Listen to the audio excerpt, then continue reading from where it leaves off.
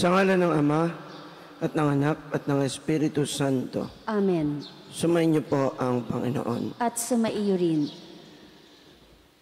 Upang tayo po ay maging karapat-dapat sa pag-aalay natin ng banal na misa, atin pong aminin, pagsisihan at hingin ng tawad sa Diyos ang ating mga nagawang pagkakasala.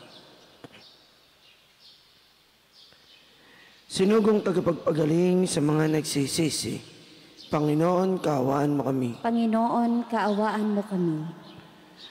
Dumating na tagapag-anyayang mga makasalanan ay magsisi, Kristo, kaawaan mo kami. Kristo, kaawaan mo kami. Nakalukluka sa kanan ng Diyos Ama para ipamagitan kami. Panginoon, kaawaan mo kami. Panginoon, kaawaan mo kami. Kaawaan nawa tayo ng makapangyarihang Diyos. Patawarin nawa tayo sa ating mga kasalanan at patnubayan tayo sa buhay na walang hanggan. Amen. Manalangin po tayo.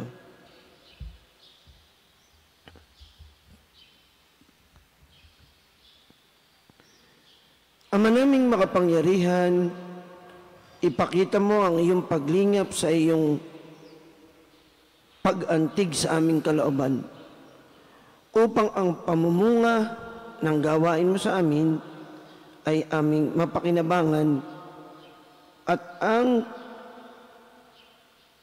mapagpagaling mong katapatan ay aming mapangatawanan sa magitan ni Jesucristo kasama ng Espiritu Santo magpasawalang hanggan. Amen.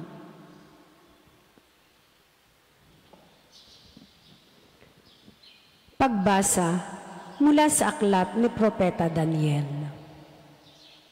Noong mga araw na iyon, sinabi ni Daniel kay Nabucodonosor, Mahal na hari, ang napanaginip ninyo ay isang malaki at nakasisilaw na ribulto. Nakatayo ito sa harap ninyo at nakatatakot tingnan. Ang ulo nito ay dalisay na ginto, pilak ang dibdib at mga bisig, tanso ang tiyan at mga hita. Ang mga binti at mga paa ay bakal at luwad. Habang ito'y tinitingnan ninyo, may batong tipak sa bundok. Bumagsak sa mga paa ng ribulto at nadurog ang mga paa. Pagkatapos, nadurog ding lahat ang bakal, luwad, tanso, pilak at ginto. Ano pat naging parang ipa. Tinangay ito ng hangin na walang naiwan kahit bakas. Samantala, ang tipak ng batong bumagsak dito ay naging isang napakalaking bundok na pumuno sa buong daigdig. Mahal na hari, iyan po ang inyong panaginip at narito naman ang kahulugan. Kayo ay pinagkalooban ng Diyos ng kaharian, pinuspos ng kapangyarihan, kapamahalaan at karangalan. Niloob ng Diyos na masakop ninyo ang lahat ng tao, hayop at ibon sa lahat ng dako. Kayo ang katumbas ng ulong ginto.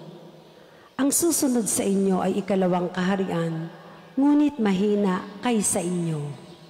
Pagkatapos, lilitaw ang pangatlong kaharian na sinasagisag ng tanso at sasakupin nito ang mga naunang kaharian. Ang pang-apat na kaharian ay sintigas ng bakal, katulad ng nagagawa ng bakal. Dudurugin ng kahariang ito ang buong daigdig. Ang ibig namang sabihin ng nakita ninyong mga paa na yari sa bakal at luwad ay ito. Mahahati ang kaharian, ngunit mananatili ang tigas ng bakal, pagkat ito'y pinaghalong bakal at luwad. Ganito naman ang ibig sabihin ng mga paang yari sa pinaghalong bakal at luwad. Magiging makapangyarihan ang kaharian, ngunit madaling babagsak. Ang kahulugan ng pinagsamang bakal at putik ay haluang pag-aasawa. Ngunit hindi ito magtatagal kung paanong di maaaring paghaluin ang bakal at putik. Sa panahon ng mga haring yaon, ang Diyos ay magtitindig ng isang kahariang hindi may babagsak kailanman, ni masasakop ni numan. Dudurugin nito at ganap na wawasakin ang iba pang kaharian. Ano pat hindi na makababangon ang mga iyon kahit kailan. Ang katulad nito ay yaong tipak ng batong dumudurog sa ribultong yari sa bakal, luwad, tanso, pilak at ginto. Mahal na hari, ang mangyayari sa hinaharap ay ipinapaalam na sa inyo ng dakilang Diyos. Iyan po ang inyong panaginip at ang kanyang kahulugan. Ang salita ng Diyos. Salamat sa Diyos. Salmong tugunan. Dakilait papurihan ang poon magpakailanman. Dakilait papurihan ang poon magpakailanman. Purihin ninyo ang Panginoon, kayong lahat na mga nilikha. Awitan siya ng papuri at dakilain magpakailanman. Dakilait papurihan ang poon magpakailanman. Purihin ninyo ang Panginoon, kayong lahat, mga anghel ng Panginoon. Awitan siya ng papuri at dakilain magpakailanman. Dakilait papurihan ang poon magpakailanman. Purihin ninyo ang Panginoon, kayong lahat, mga kalangitan. Awitan siya ng papuri at dakilain magpakailanman. Dakilait papurihan ang poon magpakailanman. Purihin ninyo ang Panginoon, kayong lahat, mga tubig sa ibabaw ng langit. Awitan siya ng papuri at dakilain magpakailanman. Dakilait papurihan ang poon magpakailanman. Purihin ninyo ang Panginoon, kayong lahat na bumubuo ng kanyang hukbo. Awitan siya ng papuri at dakilain magpakailanman. Dakilait papurihan ang poon magpakailanman.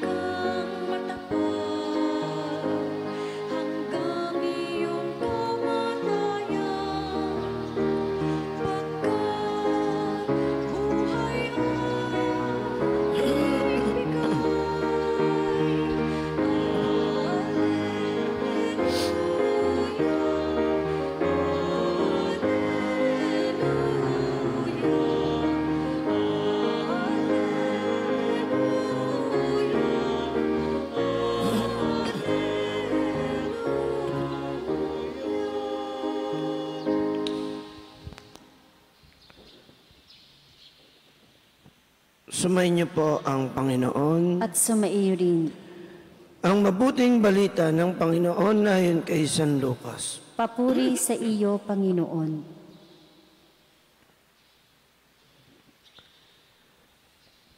Noong panahong iyon, pinag-uusapan ng ilang tao ang templo. Ang kahangahangang mga bato na ginamit dito at ang mga palamuti nito na inihandog ng mga tao. Kaya't sinabi ni Jesus, darating ang panahong lahat ng nakikita ninyong iyan ay iguguho. Walang batong ititira sa ibabaw ng kapwa bato. Tinanong nila si Jesus, Guro, kailan po ito mangyayari? At ano ang magiging palatandaan na ito'y magaganap na? Sumagot siya, mag-ingat kayo at nang hindi mailigaw ni numan, sapagkat marami ang darating sa aking pangalan na magsasabi, ako ang Mesiyas, at dumating na ang panahon. huwag kayong susunod sa kanila. Huwag kayong mabagabag kung makabalita kayo ng mga digmaan at mga himagsikan. Dapat mangyari ang mga ito. Ngunit, hindi darating kara-karaka ang wakas. At sinabi pa niya, makikipagdigma ang bansa laban sa kapwa-bansa at ang kaharian sa kapwa-kaharian. Magkakaroon ng malalakas na lindol, magkakagutom at magkakasalot sa iba't ibang dako. May lilitaw na mga kakilakilabot na bagay at mga kagilagilalas na tanda buhat sa langit.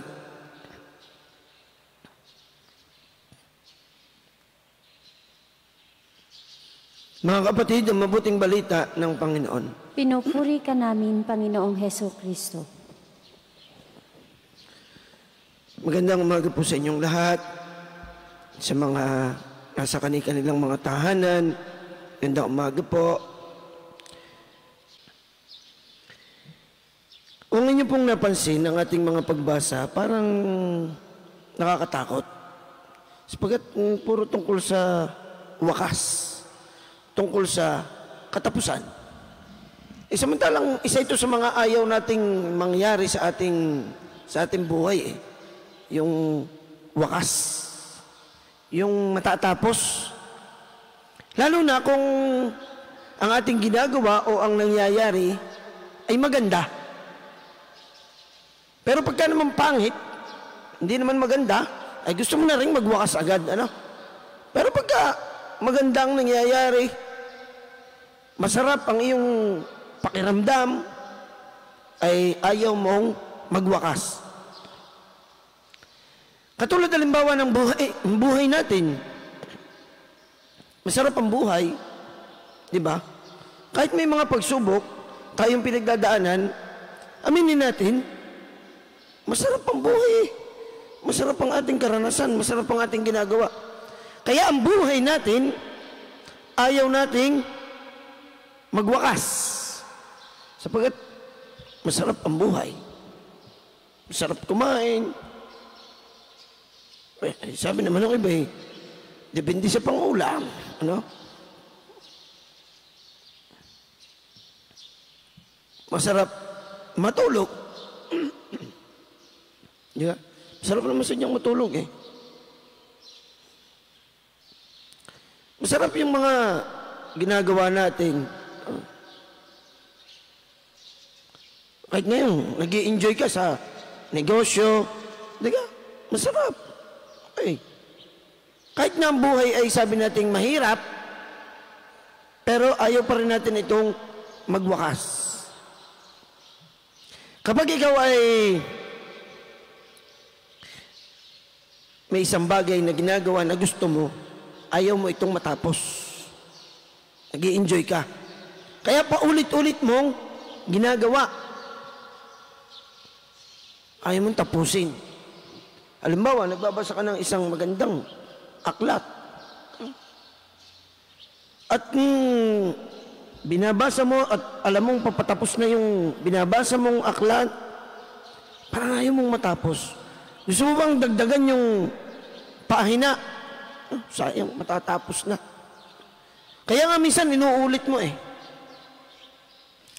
Kapag nanonood ka ng magandang pelikula, hindi ba?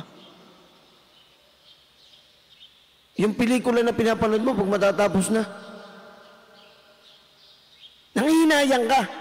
At minsan gusto mo pang ulitin. Alam nyo kaya nauso yung mga series. Kasi nga ayaw mo matapos.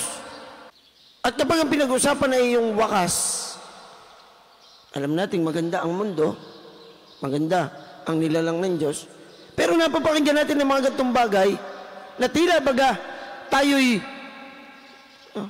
binabalaan na malapit nang matapos ang lahat. Ay, ewan ko kung kayo hindi natatakot. Sabi ko nga, maliban na lang kung ayaw mo ang isang bagay na yung ginagawa, excited ka na matapos na. Pero kung hindi, ayaw mong matapos. Pero ayaw nating mapakinggan na ang mundo, ang buhay natin, at ang lahat ay magwawakas. Sabi ni Jesus sa Ebanghelyo, huwag kang matakot. Hindi na yun ang mahalaga, yung pagwawakas. Ang mahalaga sa wakas ay yung kasama mo pa rin, kapiling mo pa rin, nasa buhay mo pa din, nasa puso mo, ang nag-iisang Diyos na lumalang at lumikha ng lahat. Ayun ang mahalaga. Kahit na magwakas, dapat tayo ay nasa Diyos. Tayo ay na kay Kristo. Dahil kung tayo ay nasa Diyos, walang wakas. Kung tayo ay na kay Kristo, walang katapusan. Ang buhay po natin, kahit tayo'y mamatay, at kahit ang buhay natin dito sa lupa ay magwakas, huwag kang matakot, huwag kang mag-alala, huwag kang mangamba. Dahil ang buhay ay walang katapusan. Ang kamatayan, na ang tingin natin ay katapusan, ay siyang simula ng buhay na walang hanggan. Eh nga lang, takot tayo talagang mamatay. Sino ka naman na hindi takot mamatay? Kahit nga ako, pare, aaminin ko ako'y takot mamatay. Kaya nga ako nag-iingat. Oh. Sino hindi takot mamatay? Wala. Ewan ko lang kung may magsasabing hindi siya takot mamatay. Siguro, ang dapat natin sabihin, handa na. At yung kamatayan, hindi natin dapat katakutan. Pero takot tayo aminin natin.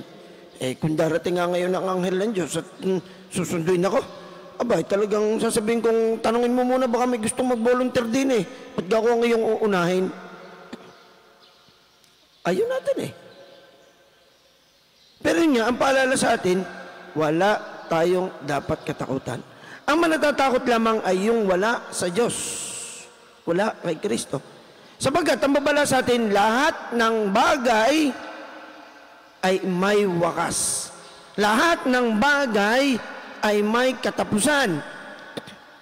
Ang wala lang ay ang Diyos at ang kanyang pagmamahal. Kaya kung tayo ay na kay Kristo, kung tayo ay nasa Diyos, wala tayong kinatatakutan. Kaya naririnig natin may mga taong ang lalakas ng loob.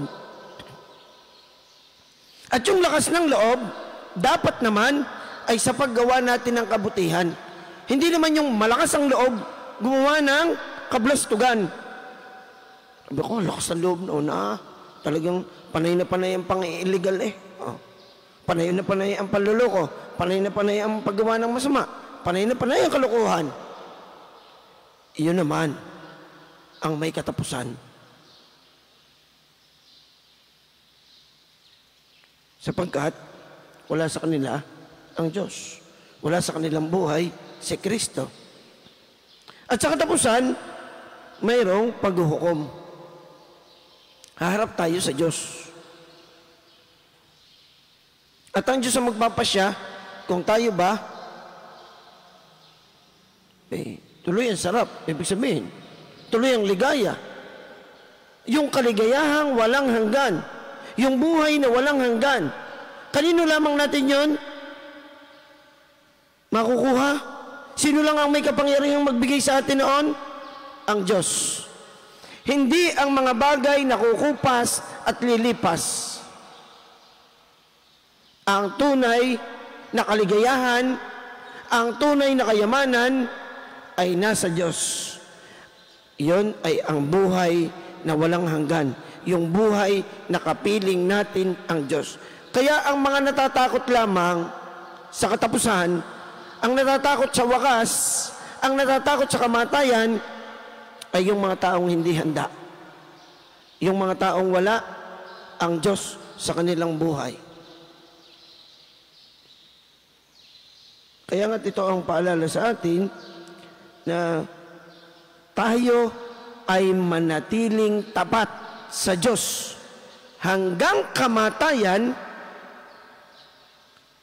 at tayo ay magkakaroon ng buhay na walang hanggan. Yung buhay na walang katapusan. Kaya nga napakalinaw po ng mensahe sa atin na dapat nating isa puso at pagnilayan, manatiling tapat sa Diyos upang kahit tayo ay mamatay, walang wakas, sapagkat bibigyan tayo ng Diyos ng buhay na walang hanggan.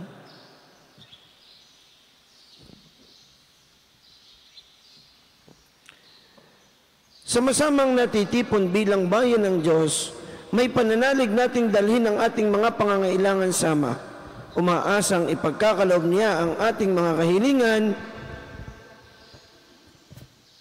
Panginoon, dinggin mo ang aming panalangin. Panginoon, dinggin mo ang aming panalangin.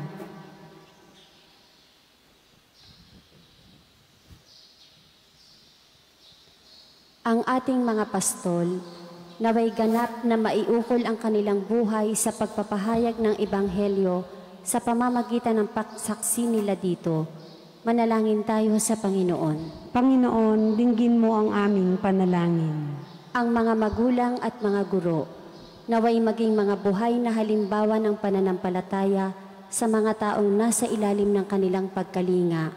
Manalangin tayo sa Panginoon. Panginoon, dinggin mo ang aming panalangin. Tayo naway magsumikap na gawin kung ano ang tama at ang salita ng Diyos ang maging buhay na puwersa na gumagabay sa ating pagkilos. Manalangin tayo sa Panginoon. Panginoon, dinggin mo ang aming panalangin. Tayo naway magmalasakit sa mga matatanda, mga nalulumbay at mga may sakit.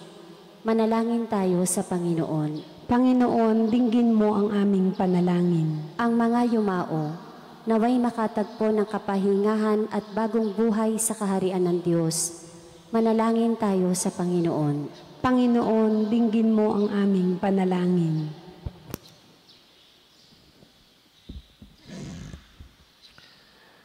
Makalangit na Ama, palalimin mo ang aming pananampalataya upang umunlad kami sa iyong pag-ibig at tuwinang maglingkod sa iyo ng may bukas palad at tapat na puso.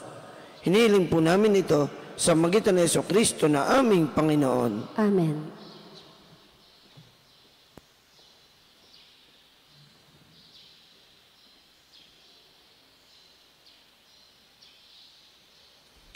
Kapuri-puri ka Diyos sa mga lumikha sa sanlibutan, sa inyo pong kagandahang loob. Narito ang aming maiaalay mula sa lupa at bunga ng aming paggawa, ang tinapay na ito para maging pagkaing nagbibigay buhay. Kapuri-puri ang poong may kapal, ngayon at kailanman.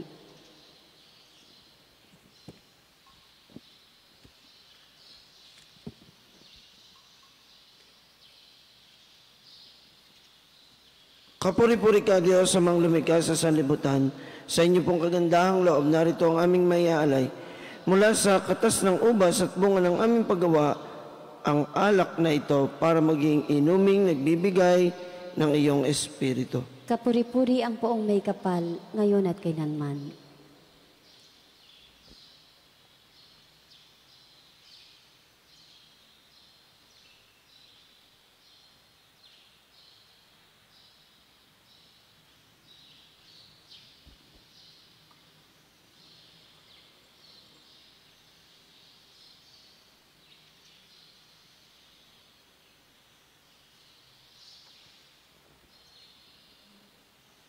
Manalangin po tayo mga kapatid upang ating paghahain ay kalugdan ng Diyos sa mga makapangyarihan. Tanggapin nawa ng Panginoon itong paghahain sa iyong mga kamay, sa kapurihan niya at karangalan sa ating kapakinabangan at sa buong sambayanan niyang banal. Ama naming lumikha, tanggapin mo ang mga banal na alay na iyong ipinag-utos na aming italaga sa pagsamba sa iyong ngalan at upang kami paging dapating paunlakan ng iyong tapat na pagmamahal.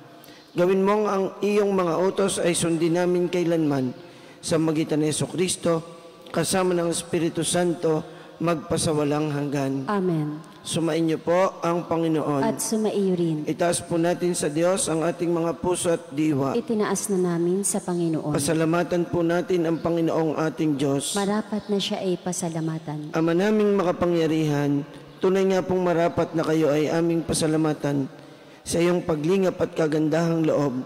Ang tao'y nilikamot pinapangasiwa sa sansinukob.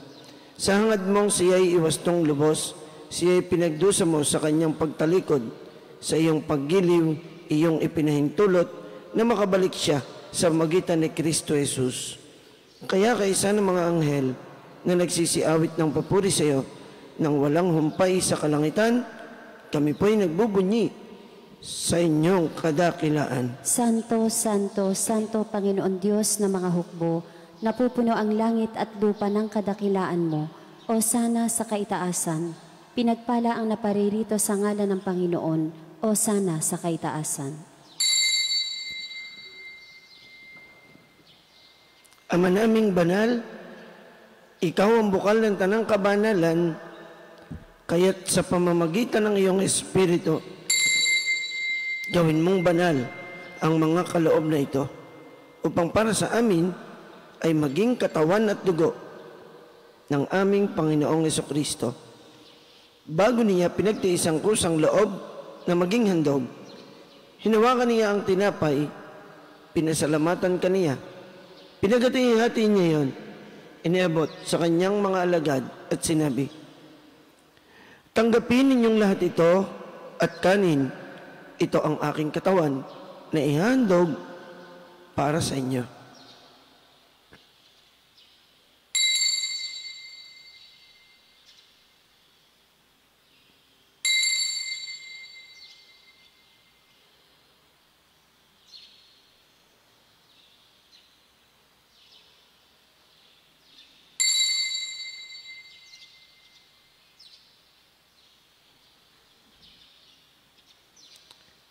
Gayon din naman noong matapos ang hapunan, hinawakan niya ang kalis, muli kanyang pinasalamatan. Niabot niya ang kalis sa kanyang mga alagad at sinabi, tanggapin ninyong lahat ito at inumin. Ito ang kalis ng aking dugo, ng bago at walang hanggang tipan. Ang aking dugo na ibubuhos para sa inyo at para sa lahat, sa ikapagpapatawad ng mga kasalanan. Gawin ninyo ito sa pag-alaala sa akin.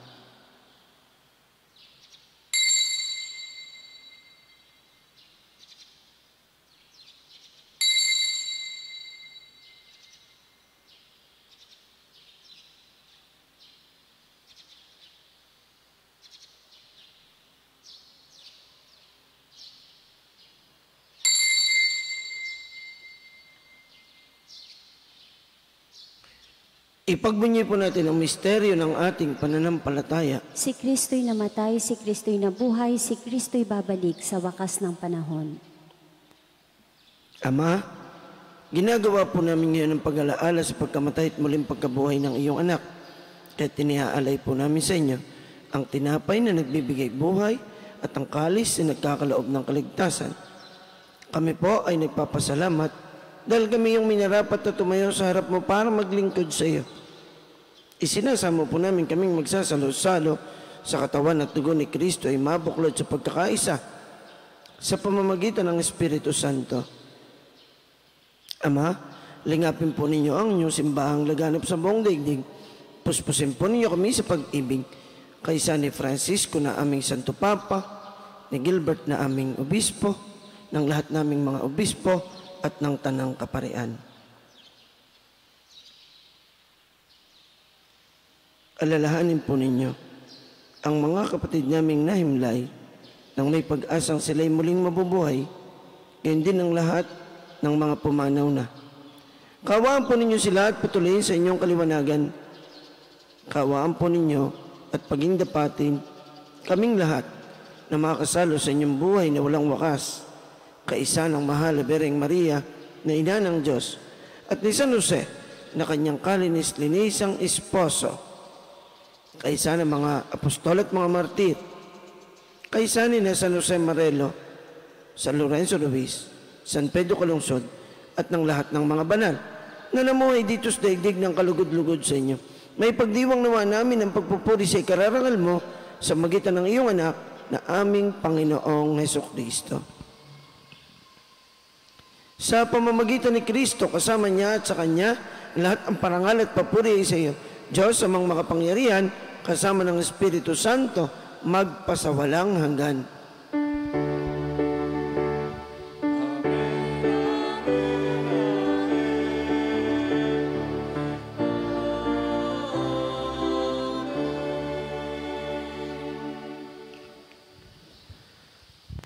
Sa tagubilin po ng mga nakagagaling na utos sa turo ni Jesus sa Panginoon natin at Diyos, ipahayag po natin ng may lakas loob. Ama namin, sumasalangit ka, sambahin ang ngalan mo, mapasa amin ang kaharian mo, sundin ang loob mo dito sa lupa para nang sa langit. Bigyan mo kami ngayon ang aming kakanin sa araw-araw, at patawarin mo kami sa aming mga sala, para ng pagpapatawad namin sa nagkakasala sa amin, at huwag mo kaming ipahintulot sa tukso, at iadya mo kami sa lahat ng masama. Hinihiling po namin na kami iadya sa lahat ng masama, pagkalooban ng kapayapaan araw-araw, iligtas sa kasalanan, at ilayo sa lahat ng kapahamakan. Samantalang aming pinananabikan ng dakilang araw ng pagpapahayag ng tagapagligtas naming si Jesucristo. Sapagkat iyo ang kaharian, ang kapangyarihan at ang kapurihan, magpakailanman. Amen. Panginoong Jesucristo, sinabi po ninyo sa inyong mga apostol, kapayapaan ang iniiwan ko sa inyo, ang aking kapayapaan ang ibinibigay ko sa inyo. Tungayan po ninyo ang aming pananampalataya, at huwag ang aming mga pagkakasala. Pagkalooban po ninyo kami ng kapayapaan at pagkakaisa, ayon sa inyong kalooban, kasama ng Espiritu Santo, magpasawalang hanggan. Amen. Ang kapayapaan ng Panginoon, nawa ay lagi pong sumainyo. At sumaiyo rin. Magangad at magbigayan tayo ng kapayapaan ng ating Panginoong Jesucristo. Kordero ng Diyos na nag-aalis ng mga kasalanan ng sanlibutan, maawa ka sa amin. Kordero ng Diyos na nag-aalis ng mga kasalanan ng sanlibutan, maawa ka sa amin. Kordero ng Diyos na nag-aalis ng mga kasalanan ng sanlibutan, ipagkaloob mo sa amin ang kapayapaan.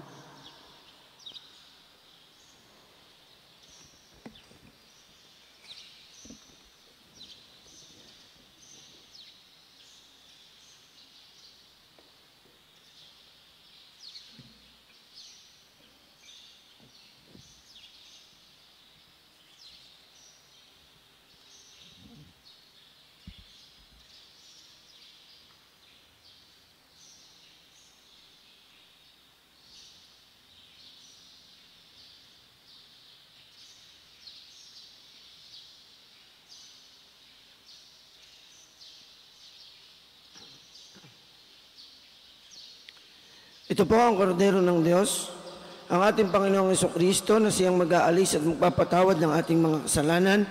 Mapapalad po tayong lahat na inaanyayahang magkasalo sa kanyang banal na piging. Panginoon, hindi ako karapat-dapat na magpatuloy sa iyo, ngunit sa isang salita mo lamang ay gagaling na ako. Ang katawan ni Kristo. Amen. Panginoong Jesus, ako ay nananalig na ikaw ay nasa kabanal-banalang sakramento sa altar. Iniibig kita ng higit sa lahat at minimithi kong tanggapin ka sa paraang espiritual dahil hindi ko kayang tanggapin sa panahon ngayon ang iyong katawan at dugo sa banal na sakramento. Kahit man lang sana ay matanggap kita sa paraang espiritual sa aking puso. Niyayakap kita na para bang andito ka na talaga sa aking puso at iniaalay ko ng buong puso ang aking sarili sa iyo. Huwag mong pahintulutang mawalay ako sa iyo. Amen.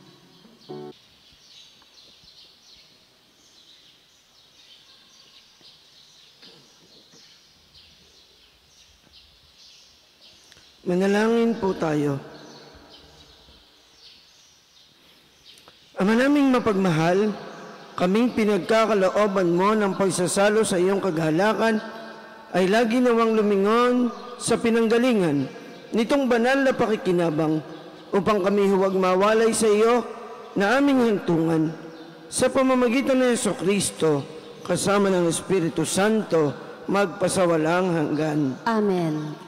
Sumainyo po ang Panginoon. At sumaiyo rin. At nawa ay pagpalain po kayong lahat ng makapangyarihan at lubang mapagmahal nating Diyos ng Ama at ng Anak at ng Espiritu Santo. Amen. Ang banal na misa ay naialay na.